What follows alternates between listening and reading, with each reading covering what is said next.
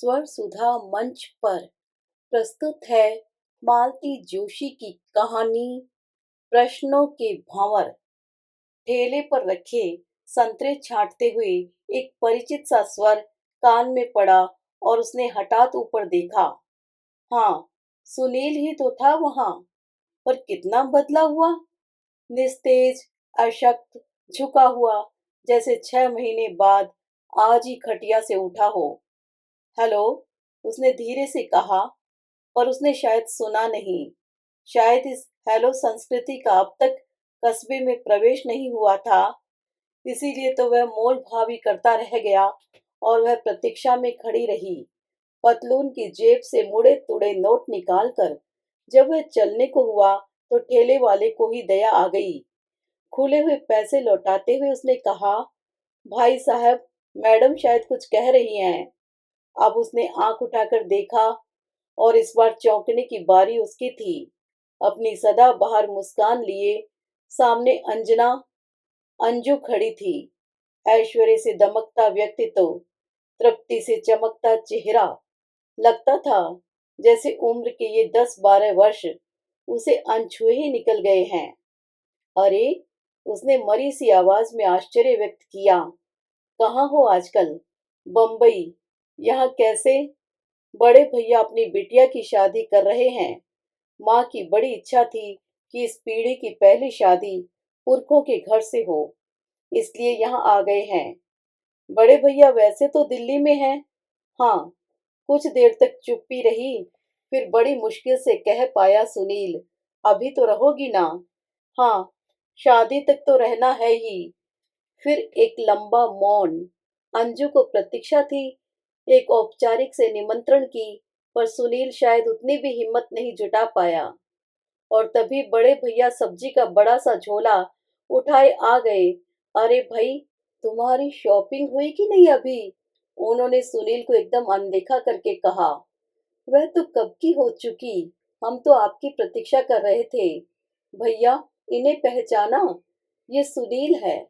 सुनील ने नमस्ते की। बड़े भैया ने उत्तर में गर्दन को हल्का सा झटका भर दिया और अंजू को लेकर कार की तरफ बढ़ गए। अंजू का बड़ा मन था कि झूठ मूठ ही सही भैया सुनील को शादी में आने को कह दें, पर उन्होंने तो बात तक नहीं की। ठीक ही तो था। भैया को भला सुनील में क्या दिलचस्पी होती, और क्यों होती? उनके लिए तो वह अध्याय कब का खत्म हो चुका है। उस समय अपने बीमार पिता का मन रखने के लिए वे सुनील की चौखट तक गए थे और अपमानित होकर लौटे थे। जाति की अभेद्य दीवार उन लोगों के बीच खड़ी थी। केवल जाति की आड़ लेकर ही सुनील के पिता रिश्ता नकार देते तो उसे नियति मानकर सह भी लेते, पर उन्होंने जो बात कही वह तो आज भी फांस की तरह सालती है। उन्होंने कहा था, तुम लोग उतरुआ हो तो कोई बात नहीं, हम मन पर पत्थर रख लेंगे, पर ऐसी पटाखा लड़की हमारे घर में खपेगी नहीं। भैया एकदम आग बबूला हो गए थे। आपका लड़का है, जहां मर्जी आए वहां ब्याह कीजिए, लेकिन दूसरों की लड़कियों पर लांछन लगाने की जरूरत नहीं है। इसमें लांछन लगाने की क्या बात है? कोई मैं गलत कह रहा हूँ? हमारी भी दो दो बेटियां कॉलेज में पढ़ी हैं, पर ऐसा तो किसी ने नहीं किया। ऐसा मतलब? जैसा अंजू ने किया था, अपने आप शादी तय कर ली थी। भैया तो जैसे उबल पड़े थे। उनका बस चलता तो वहीं हाथापाई कर बैठते। बड़ी मुश्किल से अपने पर उन्होंने काबू पाया। शायद मन में कहीं अक्षीण आशा रही होगी कि आगे पीछे इसी घर में अंजू को आना है। बेकार दुश्मनी बढ़ाने से क्या फायदा। उन्हें पक्का विश्वास था कि माँ बाप किसी की भी जिंदगी भर रूठे नहीं रहते। फिर सुनील तो अकेला लड़का है, उसका दिल वे नहीं तोड़ेंगे। पर सुनील ही हिम्मत हार गया था। अंजू का परिवार जब तक कुछ सोचता समझता, सुनील की शादी का कार्ड आ पहुंचा था। ऐसे व्यक्ति के प्रति अगर भैया को वितृष्णा हो गई थी तो आश्चर्य क्या था। अंजू को यहाँ आए हफ्ता हो चला था। इस परिचित वातावरण में आते ही उसका मन 10-12 साल पीछे लौट गया था। उसे अपना टूटा हुआ सपना याद आया, पर वो उसमें इतनी टीस नहीं थी। धीरे धीरे वह कसक मिट ही गई। बहुत अनजाने, बहुत धीरे धीरे उसने परिस्थिति से समझौता कर लिया था। शादी के बाद जरूर वह कुछ दिनों तक अनमनी रही, पर आलोक के संवेदनशील साहचर्य ने उसकी घावों पर मरहम सा लगा दिया था। फिर सुरभि के जन्म के बाद तो उसका जैसे काया पलट हो गया था। तभी तो आज इतनी प्रकृतिस्थ होकर सुनील से बात कर सकी थी। उल्टे सुनील ही उसके सामीप्य को झेल नहीं पाया था। अपनी गृहस्थी में वह पूरी तरह रच बस गई थी। फिर भी एक नारी सुलभ इच्छा थी सुनील का घर, उसकी पत्नी, उसके बच्चों को देखने की। इसीलिए उसने सुनील से निमंत्रण की अपेक्षा की थी। वहां से निराश हो गई तो खुद ही बहाना ढूंढने लगी।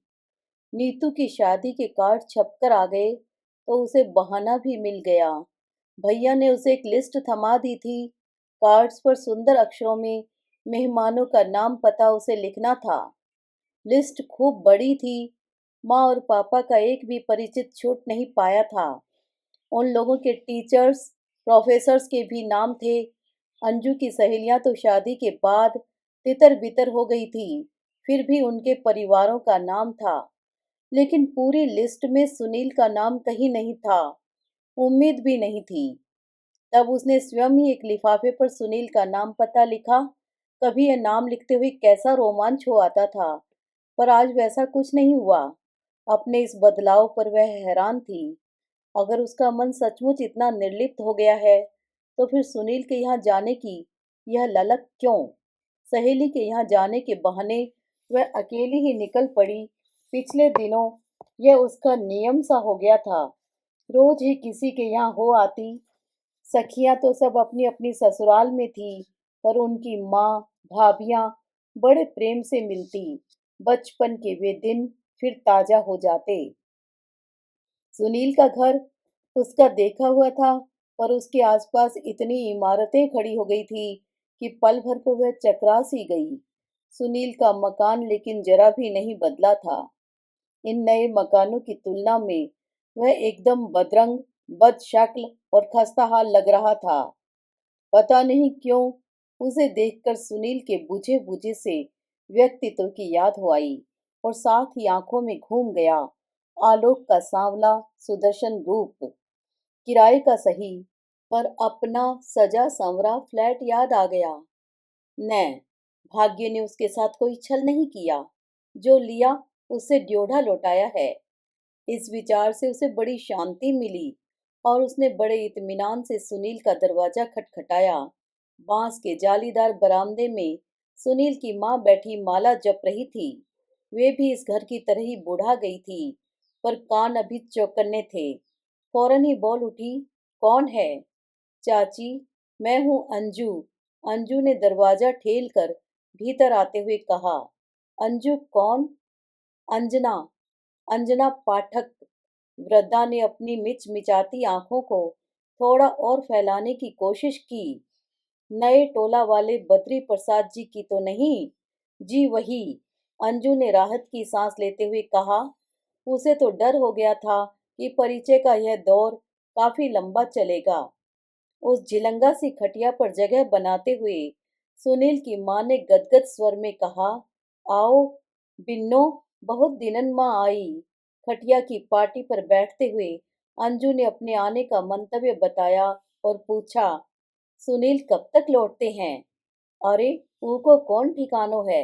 कबहू कबहू तो रात के 9 सौ बज जात। तो मैं चलूंगी। आप ये कार्ड दे दीजिएगा। अरे वाह, ऐसे कैसे? और उन्होंने भीतर की ओर मुंह करके आवाज दी, अरे सुनो, ने के कुर्सी तो डार जाओ इते, बिटिया तकलीफ में बैठी है। उन्होंने शायद अपनी बहू को आवाज दी थी। अंजू भी तो उसे ही देखने आई थी। उस सौम्य सरल रूप को देखने की बड़ी उत्सुकता थी, जो उन दिनों चर्चा का और अंजू के लिए ईर्ष्या का विषय था। पर भीतर से एक आंधी आई। अंजू के सामने एक कुर्सी दन से रख दी गई, इतनी जोर से कि उसके खुरों के प्रहार से छपरी में जमी धूल चारों ओर फैल गई।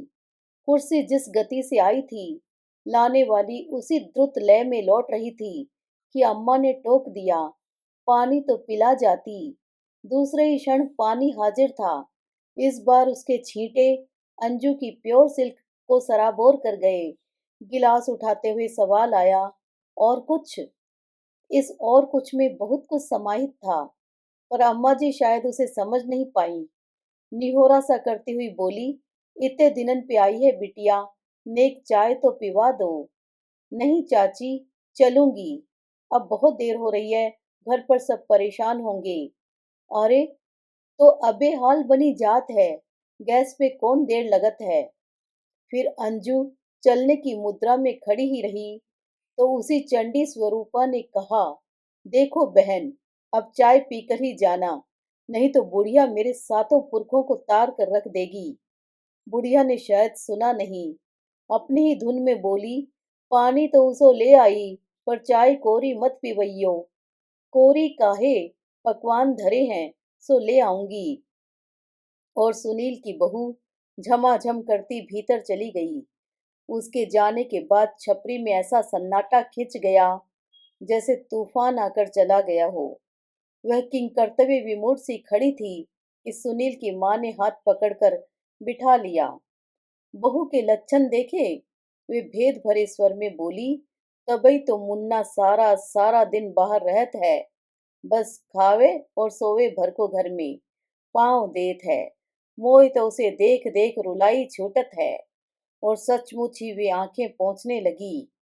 अंजू को समझ में नहीं आया कि उन्हें क्या कहकर सांत्वना दे। वह चुपचाप उन्हें रोते हुए देखती रही। इस बीच चाय आ गई। चाय के साथ बाकायदा बिस्कुट थे, आलू के चिप्स और चावल के सेव भी थे।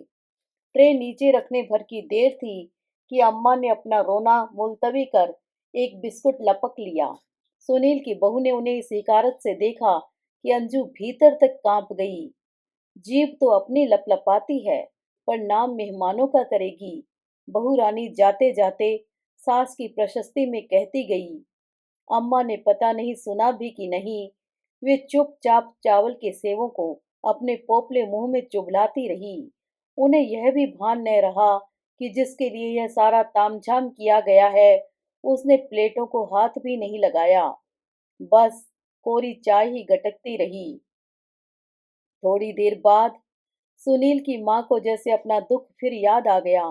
वो सांस भरकर बोली, हमारी तो मती मारी गई थी बिन्नो। न तुम जैसी लक्ष्मी को लौटाते, न जे करकसाई घर में आती। अंजू ने चोर नजरों से अपने चारों ओर देखा। दूर दूर तक कोई नहीं था जिसने सुनील की माँ की यह स्वीकारोक्ति सुनी हो, और उसे खुद ही यह सुनते अच्छा नहीं लगा। वह उठ खड़ी हुई, पर इस तरह चोरों की तरह चले जाना ठीक नहीं है। गृह स्वामी से इजाजत तो लेनी ही चाहिए। अम्मा परितृप्त भाव से नाश्ते पर जुटी थी। अंजू ने दोनों कप प्लेट उठाए और सीधे भीतर चली आई। जाना पहचाना घर था, कोई परेशानी नहीं हुई। रसोई वही थी, पहले की तरह ही कालिक पुती दीवारें थी। गैस के आ जाने से उनकी रंगत में कोई फर्क नहीं आया था। सुनील की बहू गैस पर कुछ छौंक रही थी। ये कहाँ रखने हैं? अंजू ने पूछा, तो एकदम चौंक पड़ी। अरे, आपने क्यों तकलीफ की? इस बार उसका स्वर अपेक्षाकृत सौम्य था। कोई बात नहीं, आपके पास तो बैठ ही नहीं पाई थी न, इसलिए भीतर चली आई। अरे, फुर्सत ही कहाँ है, अभी दोनों यमदूत स्कूल से आते होंगे। खाना न मिला तो मुझे ही खा जाएंगे। ये दो लड़के ही हैं कि? अंजू ने उत्सुकता से पूछा। अरे, और का क्या होगा, यही दोनों तो मेरी जान खाने को बहुत हैं। आपके क्या बच्चे हैं? बस एक बिटिया है। बेटी अच्छी होती है, साये की तरह माँ के आसपास घूमती है, उसका सुख दुख समझती है। लड़के तो बस खाने पीने से मतलब रखते हैं। उस नीम अंधेरी रसोई में सुनील की बहू का चेहरा बड़ा सौम्य और व्यथा में भीगा सा लग रहा था। अंजू को यूं एकटक निहारते देख उसे संकोच हुआ।